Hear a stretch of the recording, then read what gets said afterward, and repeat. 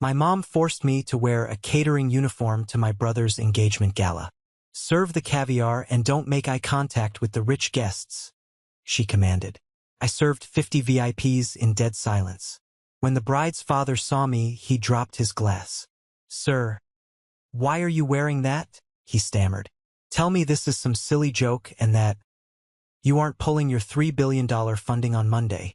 Before I tell you about the exact moment my family's entire fake reality collapsed into dust, let me know where you are watching from in the comments. I always love seeing how far these stories reach. The sound of that crystal champagne flute shattering against the imported Italian marble floor sounded exactly like a gunshot echoing through the massive ballroom. It was a loud, sharp, violent noise that instantly sliced through the low hum of wealthy chatter and stopped the classical string quartet dead in their tracks. 50 of the most powerful politicians, tech executives, and old money socialites on the eastern seaboard turned their heads in absolute, unbroken unison. The silence that followed was heavy and suffocating. It felt exactly like the chilling silence at a funeral right before the casket is lowered into the ground. I stood there, perfectly still, anchoring my feet to the floor. I could feel the scratchy, incredibly cheap polyester of the black catering vest itching terribly against the collar of my neck. In my hands, I held a heavy, ornate silver tray loaded with imported beluga caviar resting on tiny, crisp toast points. I didn't flinch. I didn't look away. I just stared straight into the terrified, pale, completely bloodless face of Desmond Gallagher. Desmond was a titan of the American tech industry. He was a billionaire. He was a man who routinely fired senior executives before he even finished his morning coffee. And right now, in the middle of his own daughter's engagement gala, he was shaking. His hands trembled so violently that he had to reach out and grip the edge of a high-top cocktail table just to keep his knees from buckling beneath him. Out of the corner of my right eye, I saw my mother, Margaret. Her face, usually so carefully pulled and powdered to project an image of effortless wealth, twisted into a mask of pure, unadulterated confusion. She took a hesitant step forward, her expensive designer high heels clicking sharply on the stone floor. She opened her mouth to speak, probably to scold me for dropping something or for bothering the single most important guest in the room. But the words completely died in her throat. She looked like a fish gasping for air. My younger brother, Carter, the supposed guest of honor, the golden child of our family, stood a few feet away. He was holding a glass of terribly expensive bourbon, and his signature arrogant smirk was entirely melting away into a puddle of pathetic, wide-eyed confusion. He looked frantically at Desmond, his future father-in-law, and then he looked directly at me, the older brother he had just ordered to fetch him a fresh drink like I was a piece of disposable garbage. "Desmond, is everything all right?" My mother finally managed to choke out. Her voice pitched up awkwardly, desperately trying to maintain the flawless, high-society facade she had spent decades meticulously building. "Is this server bothering you? I can have him removed by security immediately." Desmond didn't even look at her. He didn't acknowledge her existence. His eyes were completely glued to my face, panic radiating in waves from every pore of his body. He took a staggering step past his massive private security detail, completely ignoring the shards of broken glass crunching loudly under his leather shoes, and stopped exactly 2 feet in front of me. He bowed his head, a full, undeniable bow of total submission in front of 50 of his elite peers. "Sir," Desmond whispered, his voice cracking loudly in the silent, echoing room, "I am profoundly horrified.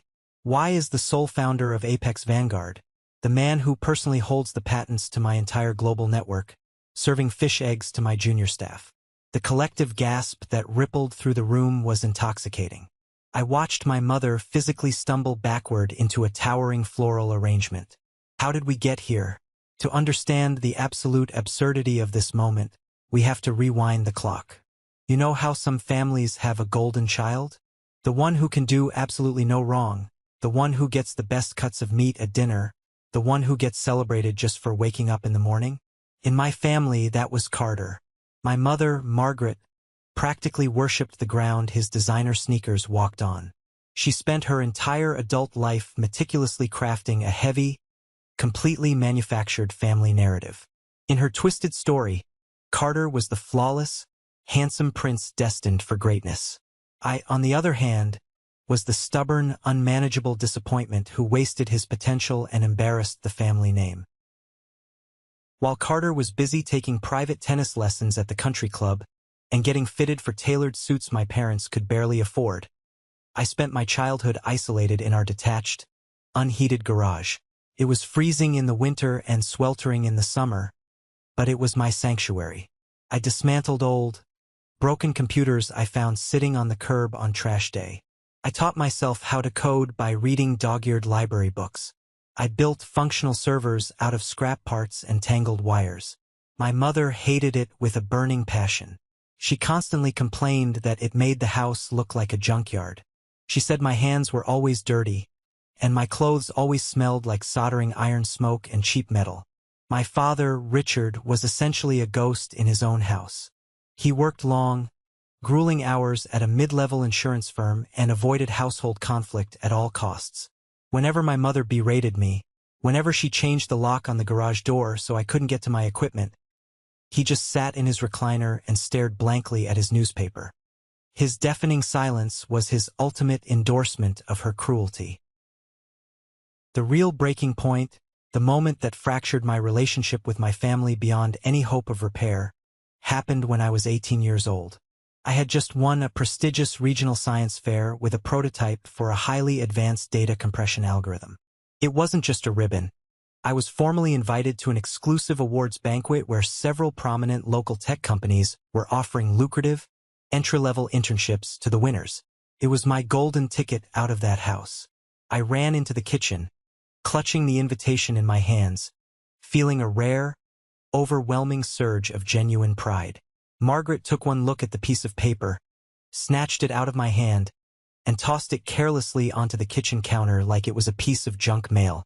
"You can't go to that on Saturday," she said flatly, not even making eye contact with me as she wiped down the sink. "It's Carter's 16th birthday. We are hosting a massive dinner party for his friends and their parents.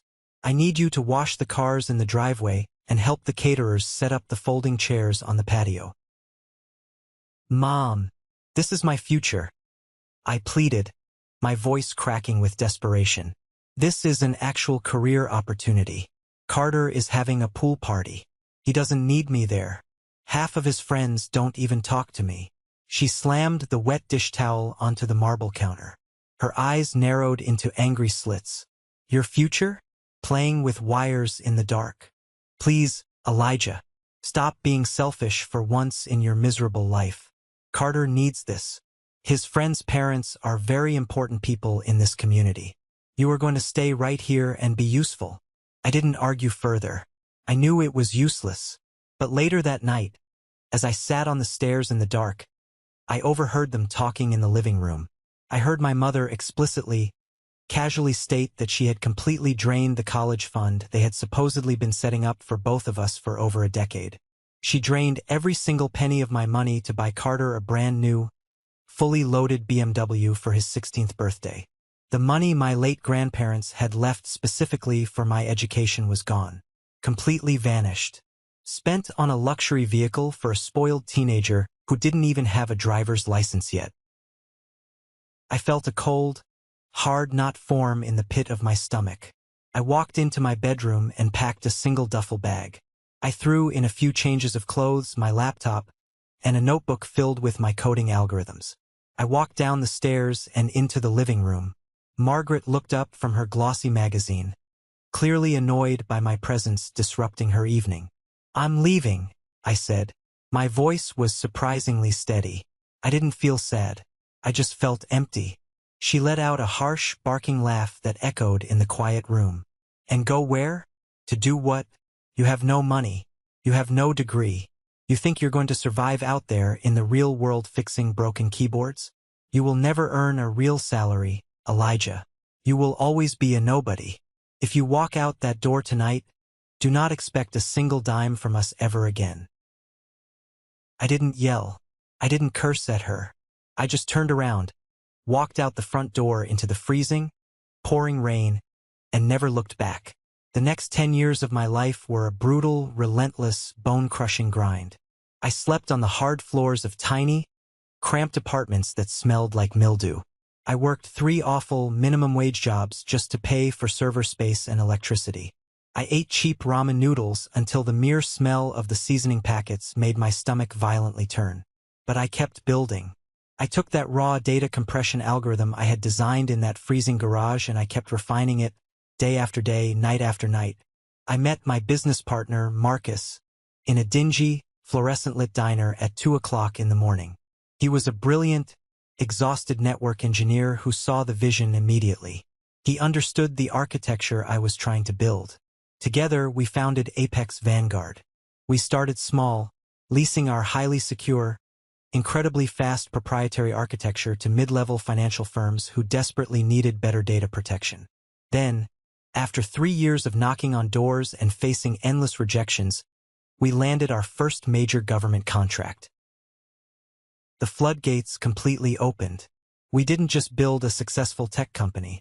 We built the underlying physical infrastructure that a massive chunk of the modern internet relies on to function. We owned the massive, sprawling data centers. We owned the complex patents. We essentially became the invisible landlords of the digital age. I went from sleeping on a floor to managing a multi-billion-dollar empire. Through it all, my mother assumed I was still living in a basement somewhere, struggling to pay rent. I never once reached out to correct her. I valued my peace and quiet far more than I valued the petty satisfaction of proving her wrong. I completely and intentionally insulated myself from their toxic, superficial world, until the heavy, cream-colored envelope arrived at my penthouse apartment. It was an invitation with expensive gold foil lettering. Carter was getting engaged to a woman named Chloe Gallagher. The Gallagher family, as in Gallagher Innovations. I sat in my massive corner office at Apex Vanguard headquarters, holding the invitation in my hand. My lead corporate lawyer had just left my office less than an hour prior. He had dropped off a massive, intimidating stack of highly confidential legal documents on my mahogany desk. Gallagher Innovations, the historically legendary firm founded by the great Desmond Gallagher, had recently suffered a catastrophic market collapse. Their stock was in an absolute freefall due to a series of disastrous investments. The only thing standing between Desmond and total, humiliating corporate bankruptcy was a friendly $3 billion buyout. A buyout that my company, Apex Vanguard, was fully financing. A buyout that I, Elijah, the family disappointment, was personally scheduled to sign and authorize on Monday morning at 9 o'clock sharp. My family, completely and utterly ignorant of the massive, sweeping corporate warfare happening in the background of their pathetic social climbing, was aggressively trying to marry into a family that was currently bleeding to death financially. Margaret and Carter thought they had successfully trapped a clueless billionaire heir to secure their own financial supremacy and a massive future inheritance. They had absolutely no idea they were enthusiastically chaining themselves to a rapidly sinking ship. As I stared at the invitation, my private office phone rang. It was Aunt Sarah, my mother's younger sister. She was the family gossip, a deeply bitter woman who thrived on drama and disguised her vicious malice as genuine familial concern. "Elijah, sweetie, did you get the beautiful invitation?" Her nasally, irritating voice grated through the speakerphone. "I did, Sarah," I replied, leaning back in my leather chair. "Oh, it's going to be the social event of the entire decade," she bragged, her voice dripping with condescension. "The Gallaghers are practically American royalty. Carter did so incredibly well for himself. Your mother is just over the moon. She actually told me she hopes you don't come and ruin the aesthetic of the photos with your cheap clothes. But I told her, Margaret, he's still blood. Even if he's struggling, you really should come, Elijah. See how the other half lives. It might actually motivate you to get a real job with a decent salary." I looked out the floor-to-ceiling windows of my office, watching the city traffic move like tiny ants hundreds of feet below me. A brilliant, highly destructive, and perfectly poetic realization formed in my mind. "I'll be there, Sarah," I said calmly, letting a small smile touch my lips. "I wouldn't miss it for the world." I decided right then and there that I was going to attend this gala. Not as a loving brother, not as a supportive guest, but as an auditor. I needed to see exactly how Desmond Gallagher operated under extreme social pressure, and more importantly, I needed to see exactly what kind of parasites were actively attempting to attach themselves to his remaining assets. It was the ultimate, unavoidable stress test. The engagement gala was held at a sprawling, historic oceanfront estate in Newport, Rhode Island. It was the exact kind of property that screamed generational wealth and old money. It had massive wrought iron gates, perfectly manicured, towering hedges, and a long, sweeping gravel driveway that was currently lined with dozens of expensive European sports cars. I flew in on my private Gulfstream jet early that afternoon. My private security team had a custom armored black Rolls-Royce Cullinan waiting for me on the private tarmac, its engine purring quietly. But as I walked down the steps of the plane, I stopped. I told my lead driver to take the Cullinan to the hotel and stay there. Instead, I walked over to the standard airport rental counter and paid in cash for a completely ordinary, slightly dented mid-size sedan. I drove it myself.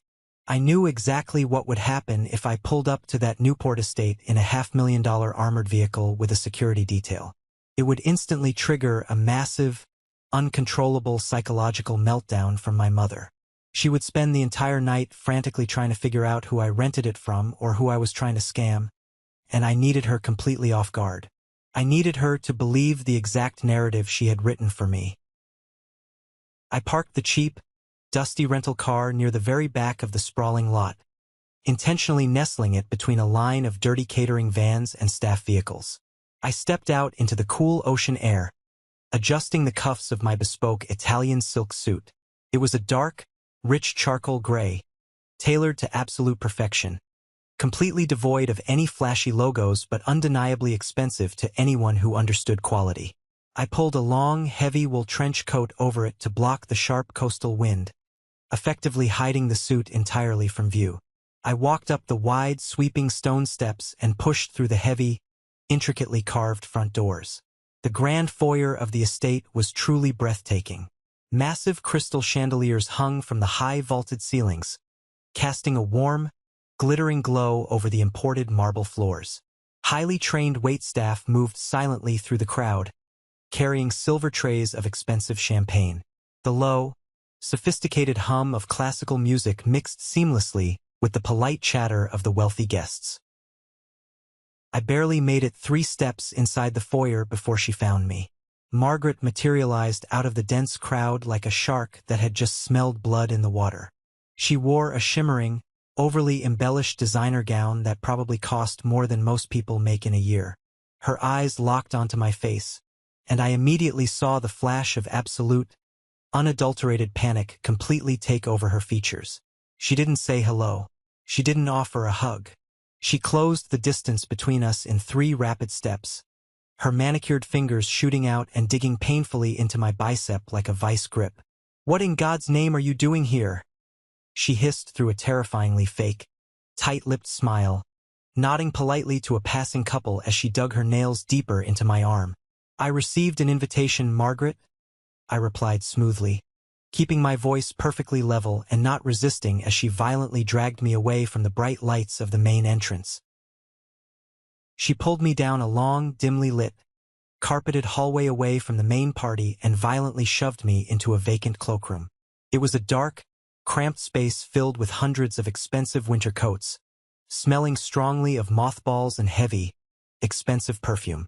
She slammed the heavy wooden door shut behind us, locking us in the dim, claustrophobic light. "You cannot be here," she spat, her chest heaving with severe anxiety.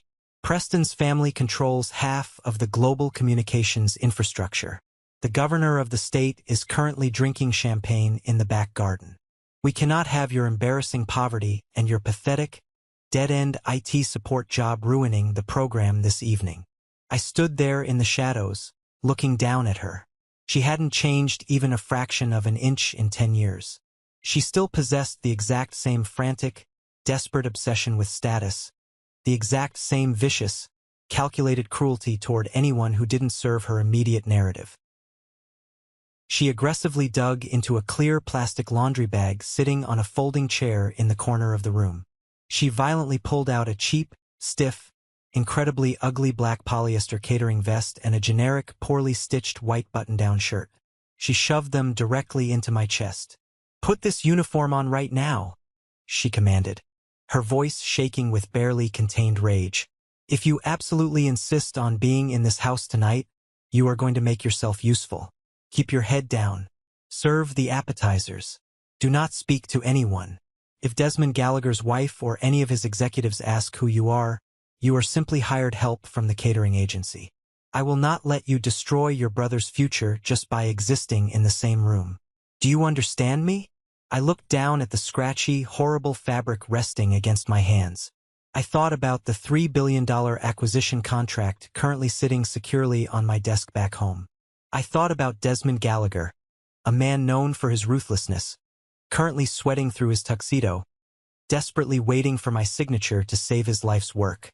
And I thought about my mother, aggressively and foolishly attempting to hide me from a man who was currently entirely dependent on my mercy to survive the week. The sheer, delicious, unbelievable irony of the situation washed over me like a warm wave. I couldn't have planned a more perfect, revealing test if I had hired a team of psychologists to design it. I decided in that exact moment to accept her terms without a fight. Putting on this cheap polyester vest was the ultimate, irrefutable stress test. It was the only way to expose my family's true, ugly nature directly to the very people they were trying so desperately to impress. "Fine," I said softly, keeping my face completely blank. Margaret let out a sharp, ragged breath of relief. She actually thought she had won. She firmly believed she had successfully forced me back into the tiny, insignificant box she had built for me all those years ago. "Hurry up. The VIPs are getting restless, and the catering staff is shorthanded," she snapped, turning sharply on her heel, unlocking the door, and marching out of the cloakroom without a second glance. I locked the door behind her. I stripped off my heavy wool trench coat. I carefully took off my expensive silk suit jacket, folded it meticulously, and laid it over a sturdy wooden hanger, hiding it deep behind a long row of heavy fur coats. I slipped the cheap, translucent white shirt over my undershirt and buttoned the stiff, unforgiving polyester vest. I looked at myself in the small, smudged mirror hanging on the back of the door. The transformation was complete. I looked exactly like what they wanted me to be, completely invisible. A servant. A ghost. I unlocked the door, walked down the long hallway, and pushed through the heavy swinging metal doors into the massive industrial kitchen. It was a scene of absolute, disorganized chaos. Head chefs were screaming orders, metal pans were clattering loudly against industrial sinks, and waiters were rushing back and forth. A panicked, red-faced catering manager saw me standing there, shoved a heavy silver tray loaded with caviar into my hands, and pointed frantically toward the doors. "Table 4. The high tops near the massive ice sculpture. Move, move, move," he barked, sweat dripping down his forehead. I gripped the cold metal edges of the tray. I took a deep, steadying breath, letting the chaotic, deafening noise of the kitchen wash over me, and stepped out through the doors and into the lavish main ballroom.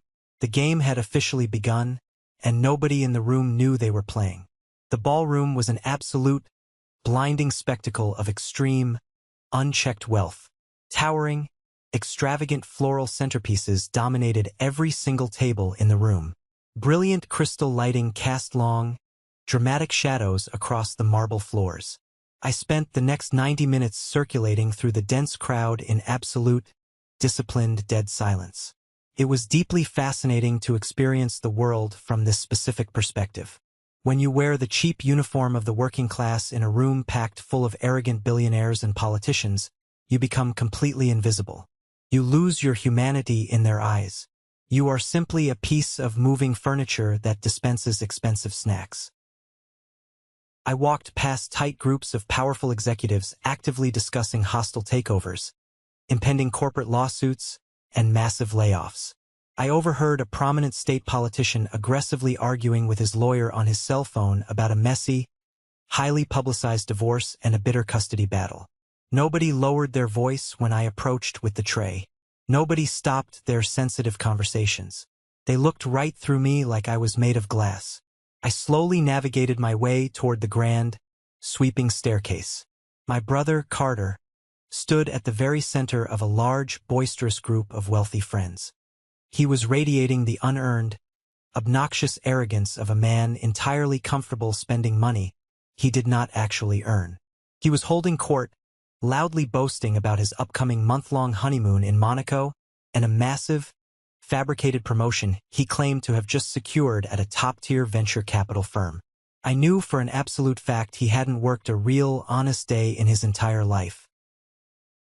Standing a few feet away from him, completely isolated despite being in a crowd, was Chloe, his newly minted fiancée.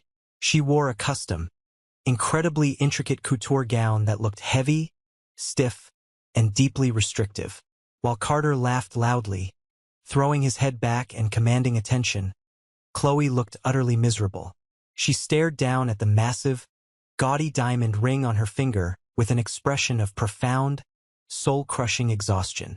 She looked exactly like a prisoner who had just been handed a life sentence without the possibility of parole. That was an incredibly interesting detail. She wasn't an eager, gold-digging participant in this social climb.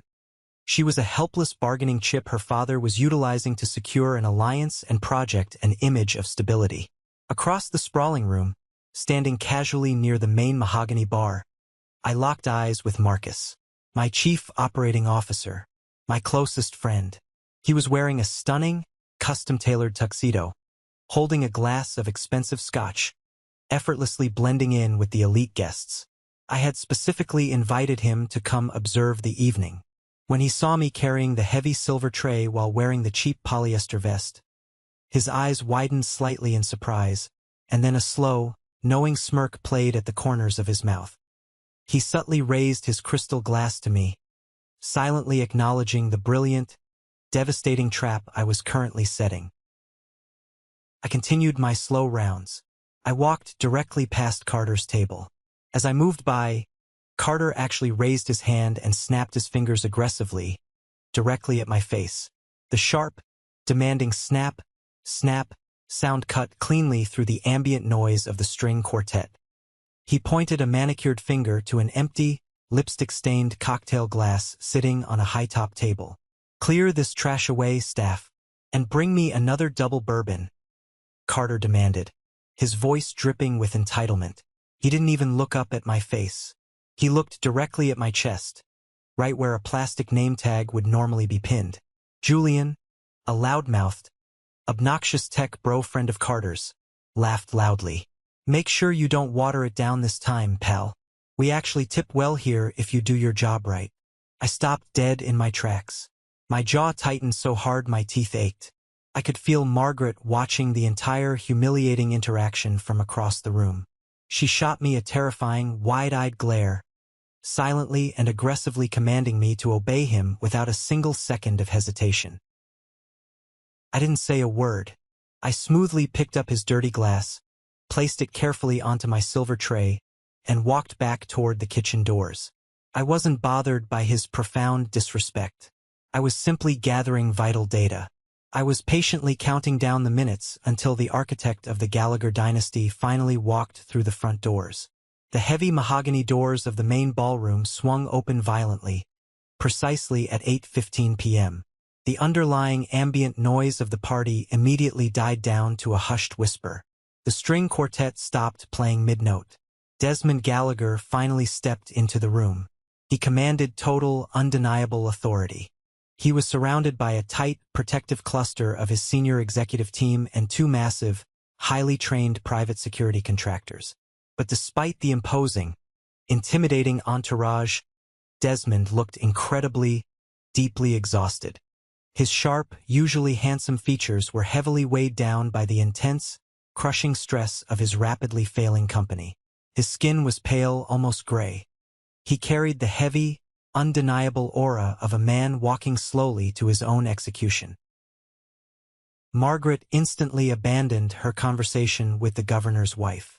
She slapped on a terrifyingly wide, incredibly fake smile and practically sprinted across the polished marble floor to greet him.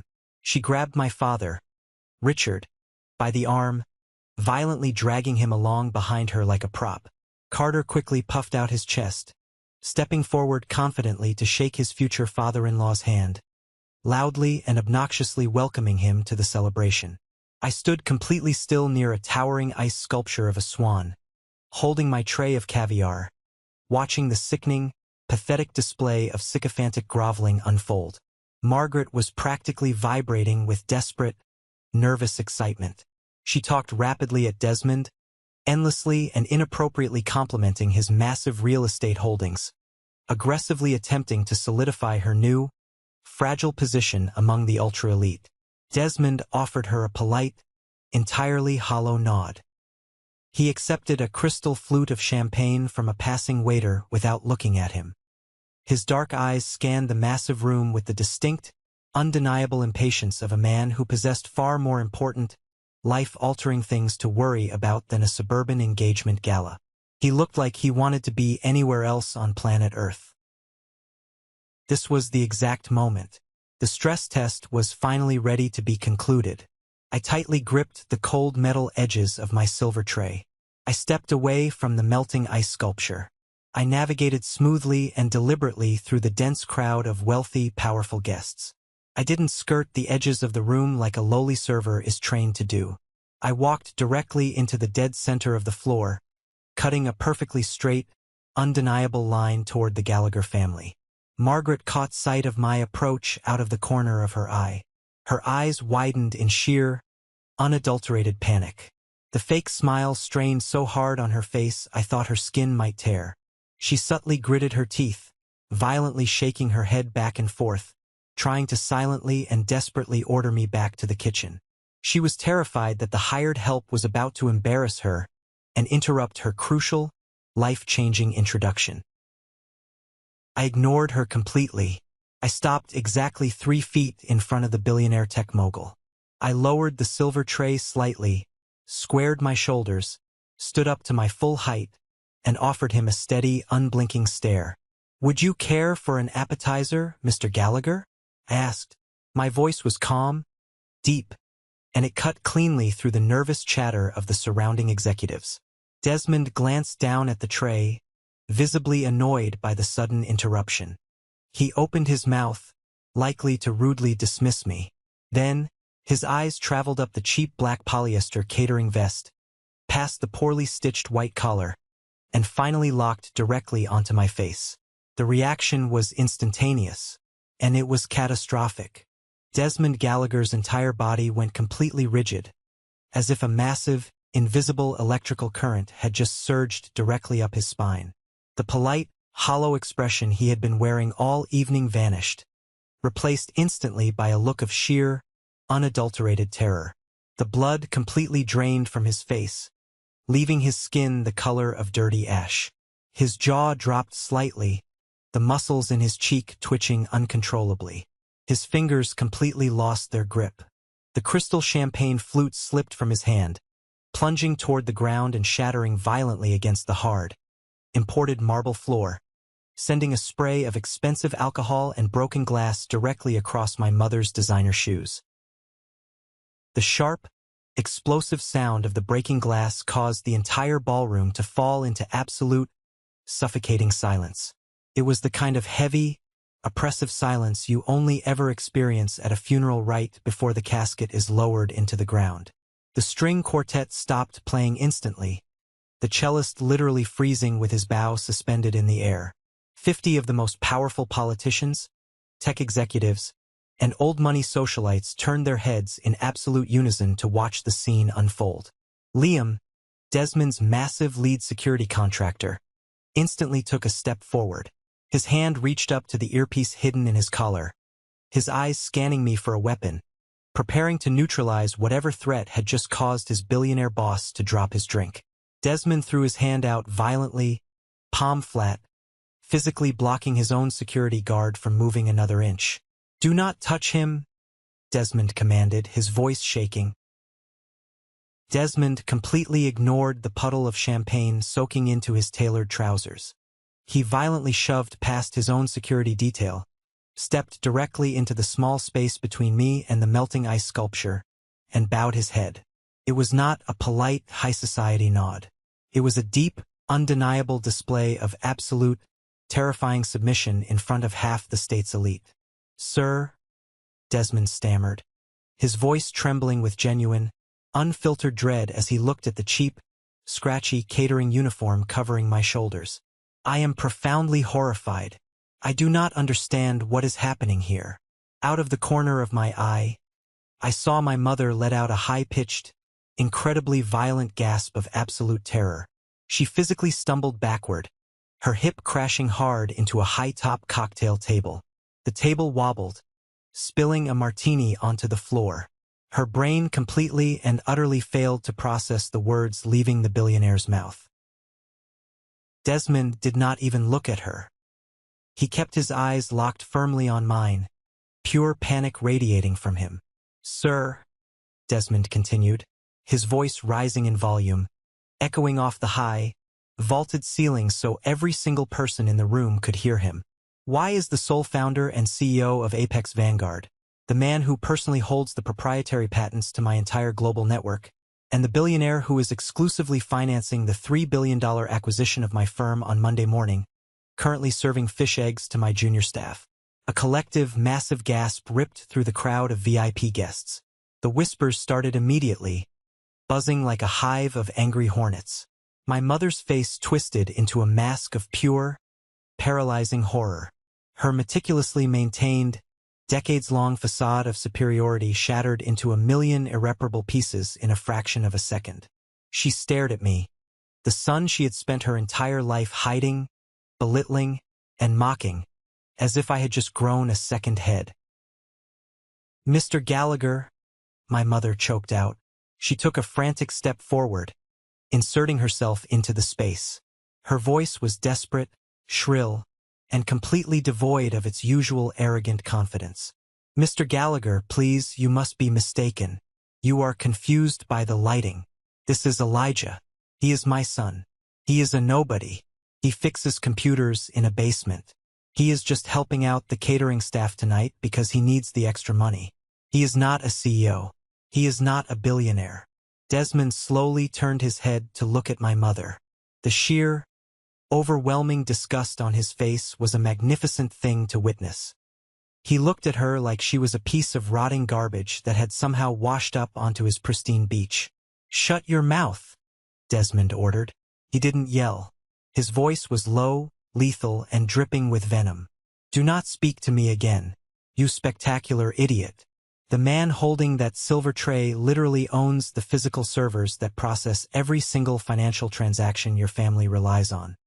He built an empire from absolute scratch while you were busy playing dress-up in rented ball gowns." Carter, my golden child brother, finally stepped forward. His face was flushed bright red with a mixture of profound embarrassment and lingering, unearned arrogance. He still couldn't grasp the reality of the situation. He was too deeply entrenched in his own lifelong delusion of superiority. "Desmond, with all due respect, my mother is right," Carter said, trying to puff out his chest and project authority, failing miserably. "Elijah is a college dropout. He doesn't own any tech company. He's a liar and a manipulator. I don't know what kind of scam he's trying to run here, but I will have security throw him out right now. Liam, grab him and toss him out." Desmond spun around and took a fast, aggressive step toward Carter, entirely abandoning his sophisticated public persona. He looked like he wanted to physically strangle my brother right there on the marble floor. "If your security guard so much as breathes on him, I will personally ensure you spend the rest of your pathetic life working a minimum wage salary cleaning out storm drains," Desmond roared, his voice cracking like a whip across the silent ballroom. "You arrogant, sheltered, useless fool. You are currently entirely dependent on his goodwill to maintain your pathetic, comfortable existence. If he decides to pull his funding on Monday morning because of your profound disrespect, my company collapses entirely. And any future inheritance you thought you were marrying into vanishes into thin air. You will have absolutely nothing." Carter's mouth opened and closed silently, like a fish out of water. The reality finally, brutally hit him. The color completely drained from his face, leaving him looking sick, small, and utterly defenseless. He looked down at the empty bourbon glass I had cleared for him just 10 minutes earlier, realizing the magnitude of his mistake. Desmond turned back to me, his hands actually clasped together tightly in front of him, silently pleading. "Please, sir, I beg you, tell me this is some kind of elaborate corporate test. Tell me you aren't pulling your funding. If my son's new family has somehow disrespected you by forcing you into this humiliating uniform, I will cancel this engagement immediately. I will strip Carter of his position. I will do whatever it takes. Just tell me the buyout is still moving forward." I calmly placed the heavy silver tray of caviar down onto the nearest marble table. I was entirely unbothered by the absolute, hysterical chaos erupting around me. I maintained the exact same cold, analytical authority I utilize every single day in the boardroom when negotiating hostile takeovers. "It is not a bizarre test regarding your firm's financials, Desmond," I replied, projecting my voice clearly so every single wealthy guest, politician, and executive in the room could hear the absolute truth. "Your company's financial audits are solid. The numbers make sense. The buyout will proceed entirely as planned on Monday morning." Desmond let out a massive, shuddering breath of relief. His shoulders slumped forward as the crushing weight of impending bankruptcy finally lifted off his chest.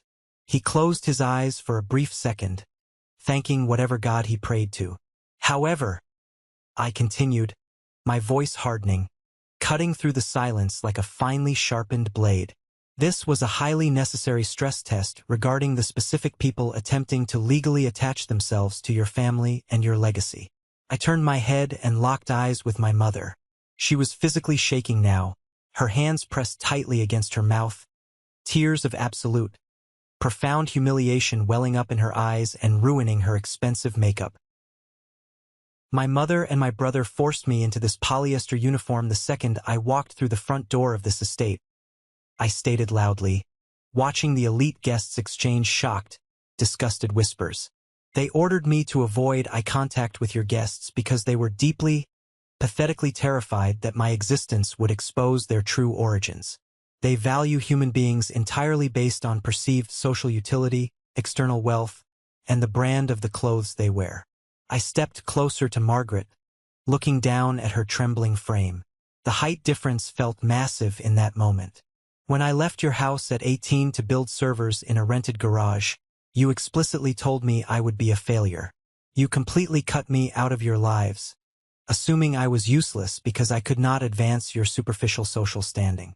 I simply allowed you to continue believing that narrative for 10 years because I completely refused to allow parasites to attach themselves to the empire I built with my own hands."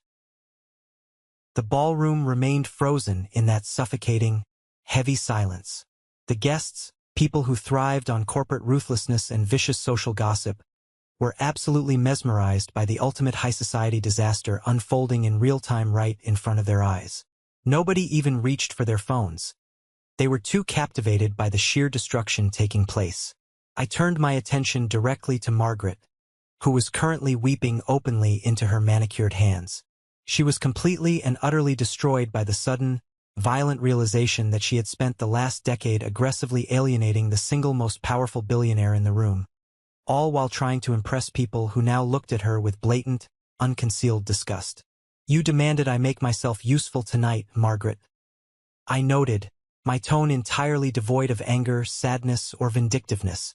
I was simply stating a hard, undeniable fact. I just saved the Gallagher dynasty from legally binding themselves to a family of superficial, manipulative social climbers who would have undoubtedly drained their assets, ruined their public reputation, and driven them into the ground. I would consider that an incredibly useful evening of work. Desmond Gallagher did not hesitate for a single second. He was a ruthless, seasoned corporate survivor who understood exactly how to cut his losses and protect his core assets. He turned toward his future son-in-law.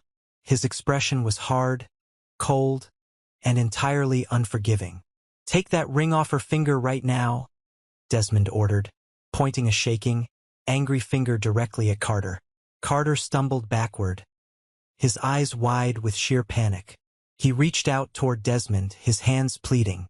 "Desmond, please, we love each other. You can't do this.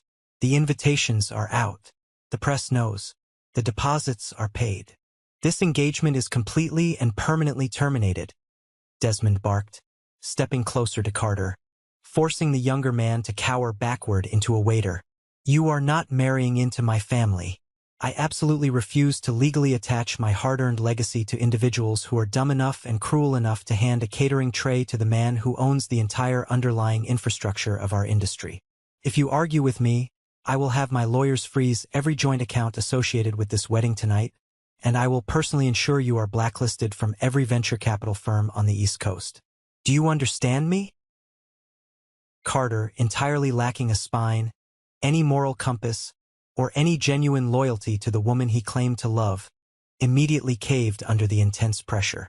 He turned to Chloe, his face pale and sweating profusely, and silently held out his trembling hand, demanding the massive, custom-designed diamond ring back.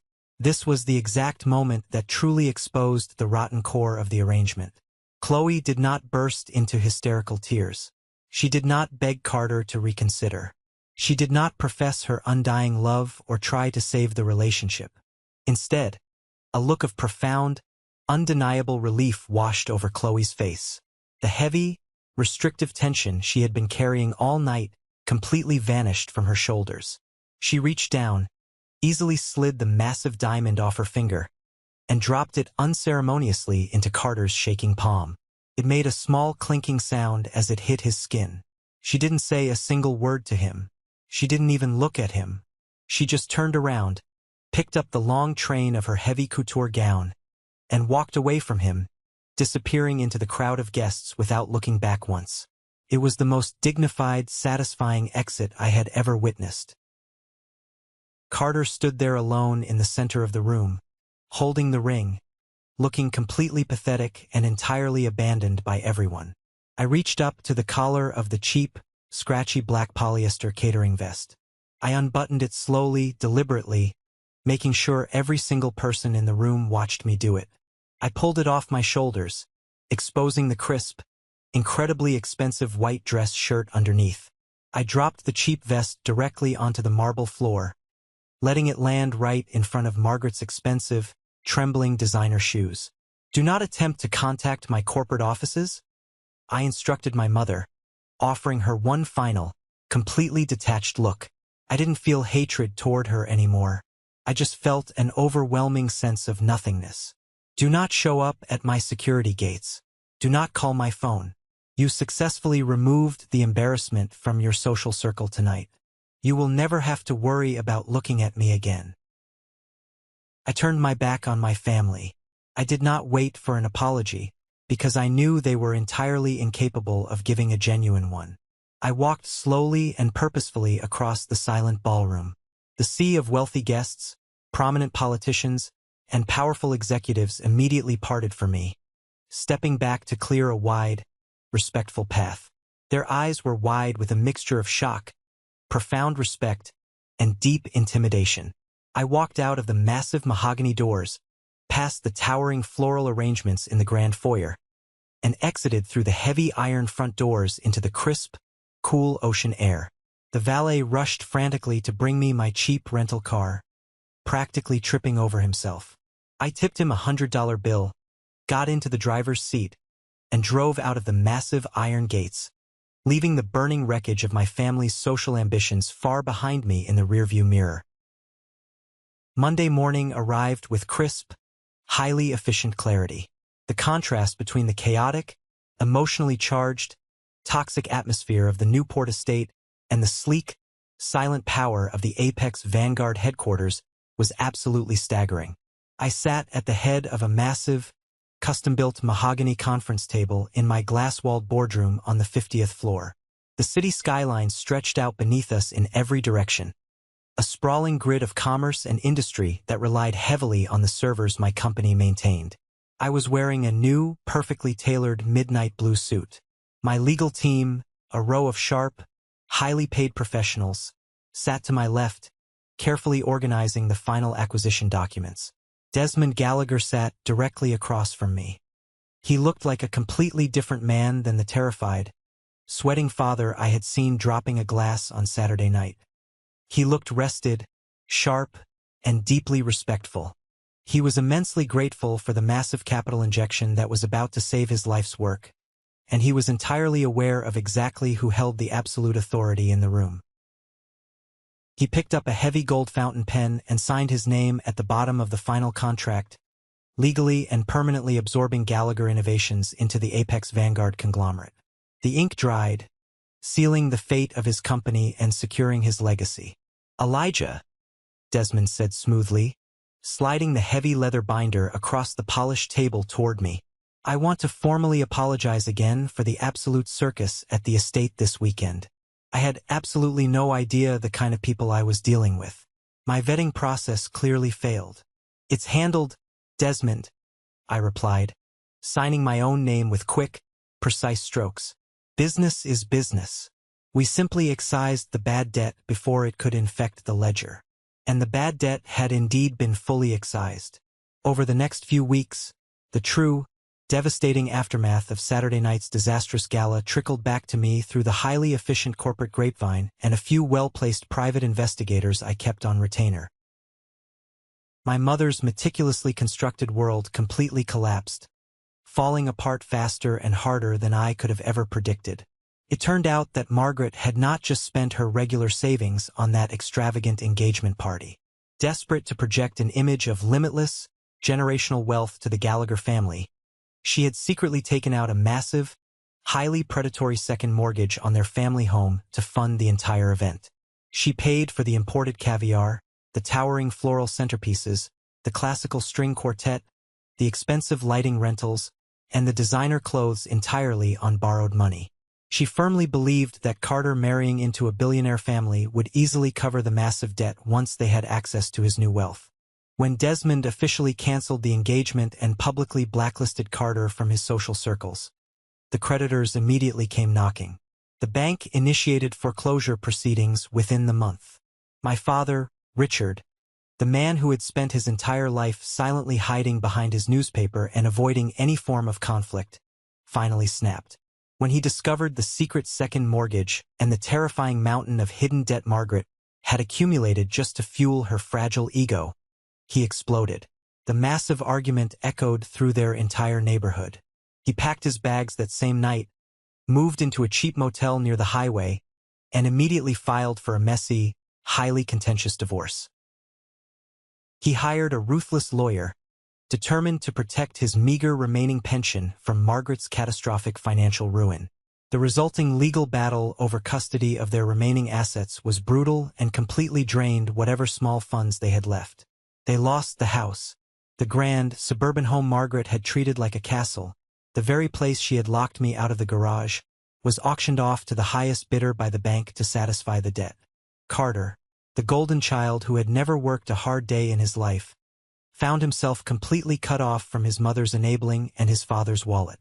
With his reputation entirely destroyed in the high society circles he loved, and no actual college degree, work ethic, or marketable skills to fall back on, reality hit him like a runaway freight train. Desmond, acting on a promise he made during his rage at the party, pulled a few strings with his remaining industry contacts. He made sure every reputable firm knew exactly who Carter was and what he was capable of. Desperate for cash to pay rent on a tiny, run-down apartment, Carter was eventually forced to take a job managing inventory at a severely underperforming, non-air-conditioned logistics warehouse on the outskirts of the city. He had to wear a dirty, high-visibility vest and stand on his feet for 10 grueling hours a day, finally learning the harsh, brutal value of an actual minimum wage salary. I heard through a contact that he tried to quit after the very first week, complaining that the work was beneath him, but his landlord threatened eviction, forcing him to walk right back to the warehouse floor. And Aunt Sarah, the woman who had gleefully called my office to mock my supposed poverty and tell me to get a real job, she proved exactly how loyal the people in my mother's circle truly were. The second Margaret lost her money, her house, and her social standing, Sarah turned her back completely. Sarah spent her afternoons having lunch at the country club, loudly and joyfully spreading the entire story of Margaret's spectacular humiliation to anyone who would listen, permanently cementing my mother's status as an absolute social pariah in their community. They were completely exiled by the wealthy peers who had witnessed their downfall. They tore each other apart from the inside, fighting over scraps of a broken life, exactly as parasites do when the host finally dies. I didn't lift a single finger to cause any of it. I didn't plot elaborate revenge. I didn't hire lawyers to ruin them. I simply stood in a room, told the unvarnished truth, and allowed the heavy, crushing weight of their own lies and arrogance to completely destroy them. Several months later, I stood on the private balcony of my penthouse apartment, holding a cup of black coffee, watching the sun slowly set over the city skyline.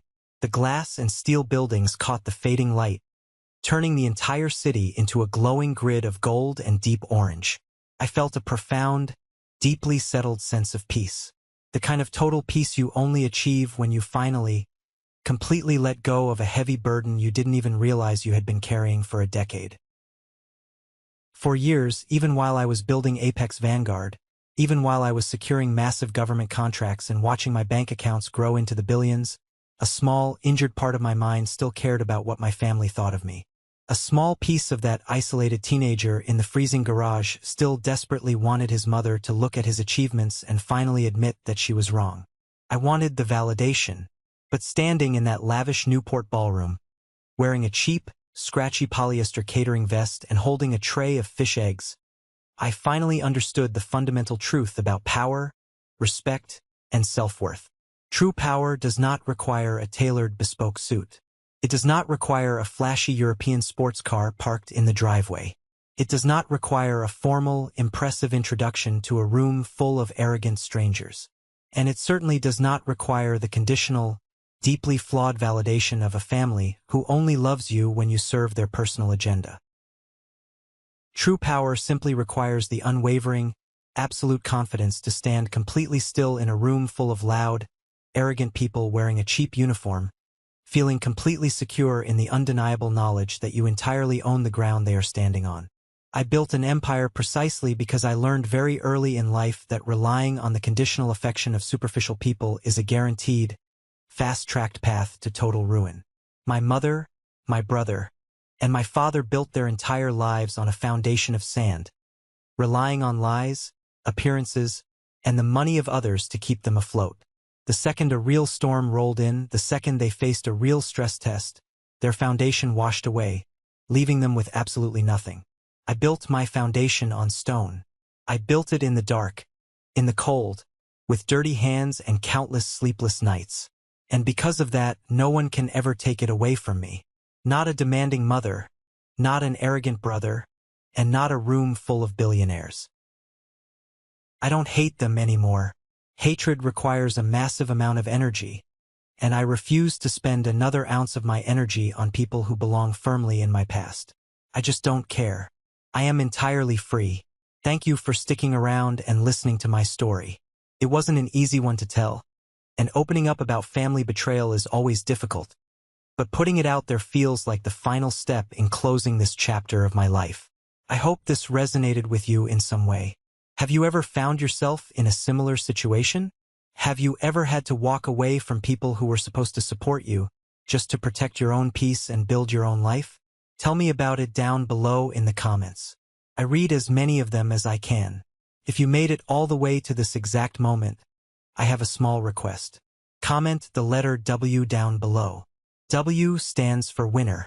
This is our secret code for the 1% Club, the incredibly small, elite group of amazing people who have the attention span and the empathy to stick with a story until the very end.